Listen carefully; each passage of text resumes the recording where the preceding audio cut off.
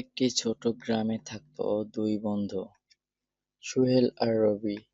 সুহেল ছিল খুব পরিশ্রমী আর রবি ছিল অলস। একদিন গ্রামের মাঠে কাজ করতে গিয়ে সুহেল একটু পুরনো থলে পেল।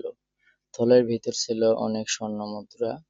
রবি বলল, চলো এটা লুকিয়ে ফেলি, কেউ জানবে না। কিন্তু সুহেল বলল, না, এটা যার হারিয়েছে তাকে ফিরিয়ে দিতে হবে। তারা গ্রামে মাইকিং করলো এবং কিছুক্ষণ পর একটা বৃদ্ধ কৃষক দৌড়ে এসে বললেন, ওটাই আমার থলে, জমি বিক্রির টাকা ছিল এতে। বৃদ্ধ আনন্দে কেঁদে ফেললেন। তিনি বললেন, তোমরা চাইলে সব টাকা নিয়ে পালাতে পারতে। এই কথা শুনে রবি লজ্জায় মাথা নিচু করল এবং সুহেল হেসে ফেলল। বৃদ্ধ খুশি হয়ে সুহেলকে পুরস্কার দিলেন এবং নিজের খামারে কাজের সুযোগ দিলেন।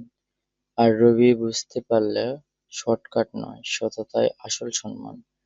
এখান থেকে নৈতিক শিক্ষা: সততা মানুষকে সবার কাছে সম্মানিত করে।